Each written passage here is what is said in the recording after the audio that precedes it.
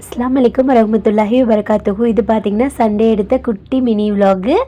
பாப்பா பார்த்திங்கன்னா காலையிலே எந்திரிச்சிட்டா. அவங்க அத்தாவை காணோன்னு சொல்லிட்டு கொஞ்சம் நேரம் பேசிகிட்டு இருந்தேன் என் கூட படுத்துட்டு. அப்புறமா நான் தலைவாணியில் எடுத்து வைக்க சொன்னேன்னா அழகாக எடுத்து வச்சுட்டேன். இப்போலாம் நம்ம சொல்கிறதெல்லாம் கொஞ்சம் கொஞ்சம் பாப்பா செய்ய ஸ்டார்ட் பண்ணிட்டாங்க.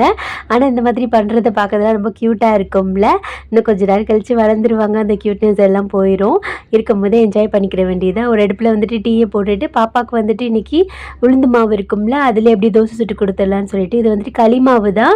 எப்பயுமே களி செஞ்சு கொடுத்தா போர் அடிச்சிடும்ல, அதனால் வந்துட்டு இன்றைக்கி தோசை தான் சுட்டு கொடுக்க போகிறேன்.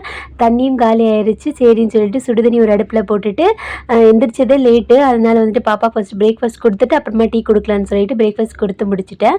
லஞ்சுக்கு பார்த்திங்கன்னா இன்றைக்கி சுண்டலும் மட்டன் எலும்பு இருக்கும்ல, அது போட்டுட்டு குழம்பு தான் வைக்க போகிறேன். இது டேஸ்ட் நல்லாயிருக்கும்.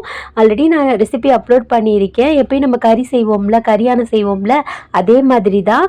இது பார்த்திங்கன்னா சப்பாத்திக்கும் நல்லாயிருக்கும், தோசை இட்லி எல்லாத்துக்குமே ரொம்ப நல்லாயிருக்கும். இதுக்கு தொட்டுக்கிறதுக்கு பார்த்திங்கன்னா புதினா துவையல் தான் ரெடி பண்ணிக்கிட்டு இருந்தேன். இங்கிட்டு பார்த்திங்கன்னா குழம்பும் ரெடி ஆயிடுச்சு. இங்கிட்டு புதினா துவையலுக்கும் நான் வதக்கிட்டேன். அது ஆனதுக்கப்புறமா அரைக்க வேண்டியது தான். இந்த குழம்பு பார்த்திங்கன்னா இப்படி தான் இருக்கும். இங்கிட்டு பார்த்திங்கன்னா புதினா சட்னிக்கு நம்ம வதக்கி வச்சுருந்தோம்ல, அதுவுமே நல்லாவே ஆறிடுச்சு. அதையும் அரைச்சி எடுத்துக்கிட்டேன்.